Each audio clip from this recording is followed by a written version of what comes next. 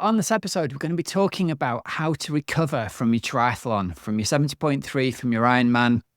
It's a question we get an awful lot from the athletes we coach, and it's questions that have been coming in as well from listeners recently. We're right into the thick of the racing season at the moment, and we spent an awful lot of time on the show talking about how to train and how to prepare for the race. But lots of people want to know what's the best way to recover from the race afterwards, usually so that we can ease back into training as quickly as we possibly can, get preparing for the next event. So there's a few things I'm going to talk about today. I'm going to talk about how to recover straight after the race, in the hours after the race.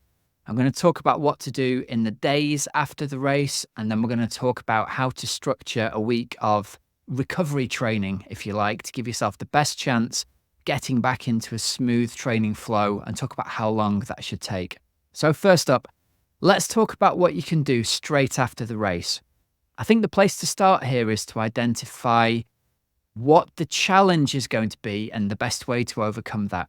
And so the big challenge for triathletes is we're going to end up very sore in the 2, 3, 4 days after the race, usually because hard running is the thing that causes the most muscular soreness, and hard running on legs that are already very fatigued from biking is an incredibly good way to get really sore legs. So a lot of you will have heard of the phrase DOMS, D-O-M-S. It stands for delayed onset muscle soreness. And usually this shows up 24 to 48 hours after doing a hard session. So typically you'll only experience this if you do a very heavy weight session. And it tends to show up, most people say they feel okay the day after going in the gym and lifting heavy weights. And then it's the day after that all of a sudden their arms start to ache, the shoulders start to ache. And for the sort of 24 through to 72 hour period, it can be incredibly sore and difficult to do anything.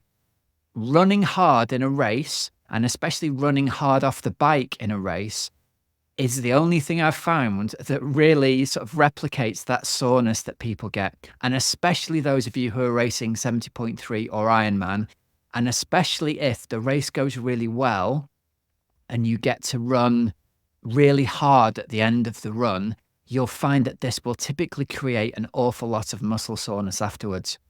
So what we're looking for here is ways that we can minimize that soreness to get you back into training as quickly as possible. So I think that's defined the problem. It's having really sore, typically really sore quads, sometimes really sore glutes as well, limits your ability to even walk up and down stairs, let alone think about going for a run.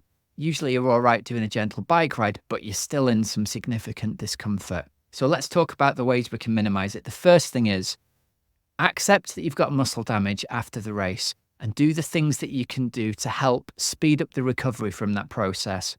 So the things we've seen that are really going to help, having some kind of nutrition relatively quickly after the race, so between 30 minutes to 90 minutes after the race finishes, that's high in protein. The challenge here is you're not always going to feel like being able to take something in those situations, especially after a very hard or very hot or both kind of event. But typically a recovery shake with lots of protein in, or even chocolate milk at a push, can be the best thing that you can have in that sort of 30 minutes to 90 minutes after race finishes window, if you can stomach it. The protein really helps your body start to recover in terms of repairing muscular damage. And it also, you'll find it helps you just generally feel better, quicker, and bounce back from, in fact, sessions in general, not just races. So if you can get that recovery shake in relatively quickly after the event, that'll really help. The next thing I think will really help, if you're at a race venue where the finish line is close to where the start was and the swim is still there, if you can get your legs into cold water for 5 to 10 minutes after, or relatively quickly after finishing the race, you'll find that really helps reduce the amount of soreness that you get as well. So just going and sitting in the lake after the race is finished, if the water is relatively cool, can definitely help. The next tip is going to take some preparation, but it is doable. If you can have ice packs with you, whether you can have them in some kind of cooler in your car or the vehicle that you've got, getting ice packs on your quads within an hour of finishing can also really help. And this is where, if you've got supporters, husbands, wives, partners who are there with you, if they can have this ready in some kind of little mobile cooler. If you can have a couple of ice packs you can put on your quads. I've only managed to experience this once personally, but it made a massive difference to how quickly I recovered after the race. And the next thing that I'd encourage you to do is to get a really high quality pair of compression leggings and get them on as soon as possible. If you can do the ice or you can do the cold water first, great. Get them on as soon as possible. Wear them for the rest of the day. So wear them when you're at the race site, wear them when you're driving home, wear them in the hotel, wear them overnight if you can. Significantly is going to reduce how sore you feel the next day. And honestly, I don't know the science behind this. I know there's lots of marketing behind compression gear, but anecdotally from my own experience and from that of our athletes, having those compression leggings on really quickly after finishing the race can really make a difference. And here we can be talking the difference of 1 or maybe even 2 days sooner that you can get back to training. So it really is worth making that effort. Okay. So that's what you can do straight after the race and in the hours immediately after the race. Part 2 of this is in the days after the race. So from 1 to 3 days after the race itself. Mostly the most important thing that you can keep in your head here is the most important part of this is doing whatever is going to support recovery. So if that means resting, fine. If that means doing a gentle recovery ride, fine. If that means doing a gentle swim, fine. It's different sessions for different people, but the key is to not try to get back into actual training too soon. You have to give your body that 3 to 4 day window of recovery. Now, in some athletes, we usually find, if I was to say as a general rule, they'll have a rest day the day after the race, and then they'll do either a recovery ride or a recovery swim for the next 2 or 3 days afterwards. Typically, a recovery ride looks like 30 minutes or less at 50% of FTP or less. So really gentle spinning in a very slow gear. You're not looking to get out of breath. You're just looking to move your legs around. That's going to promote blood flow, which in itself is going to promote healing. Some swimmers, people who are from a swimming background, find that a recovery swim really helps them recover from a hard session like this. The challenge for a lot of age groupers is if you're not from a swimming background, any kind of swimming at all tends to have an aerobic cost to it. So if you're the kind of swimmer for whom swimming comes quite difficult, I'd advise you to stay away from that recovery swim. Do your recovery sessions on the bike. But if you're a confident swimmer, if you're a strong swimmer, if you can comfortably choose the pace you swim at and you can swim really slowly, you might find that it's like a gentle all over body massage and that you recover quicker because you've taken part in doing that. So again, it's horses for courses. Do the sessions that are going to help you recover the most.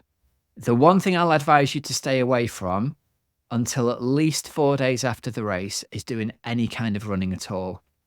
I've always strongly disagreed with anyone who said there's any such thing as a recovery run. I just don't think there is. And especially in the context of running after a triathlon, we've got muscle damage. Running is not going to help that heal, so it should be avoided. And usually with our athletes, I'll say, definitely stay off running until all the soreness is gone. And definitely, at the very least, stay off the running until 4 days after the race as well. So typically, after a Sunday race, we won't have athletes run until at the very earliest Thursday and usually on a Friday. And even then, it's a very short run. It's a 20 to 30 minute, very easy paced jog just to see if your legs are starting to come around again. Now, that's the kind of recovery window I think that you're going to need to get back to real kind of training. We'll talk a little bit more about this when we talk about structuring your recovery week, but we're looking in that 4 to 5 day window. So what else can we do in that 4 to 5 day window that's going to promote recovery and promote healing? Well, the first thing is I'd advise you to keep those recovery leggings on as much as you possibly can during the 3-4 days after the race. Sleep in them if you can. It's really going to make a difference to reducing the DOMS. If you can avoid big walks in the days after the race, I think that'll really help. There's nothing worse than doing a big Ironman event and then the day after the event, your whole family who've understandably been with you all the way to this event, they want to go and do stuff. You're away in a different place. Let's go to Disneyland. Let's go and walk around a theme park. There's nothing worse for you as the athlete, so try and stay off your feet as much as you possibly can. That's not advice that's going to make me very popular with your families, I'm afraid. but that's the reality of trying to recover quicker. Stay off your legs and avoid big walks. If you possibly can, let's have you plan a nap into the day. If you're lucky enough to work at home, getting yourself to 1 or 2 o'clock in the afternoon, getting into bed, getting the eye mask on and having 15 to 20 minutes of a power nap can work wonders.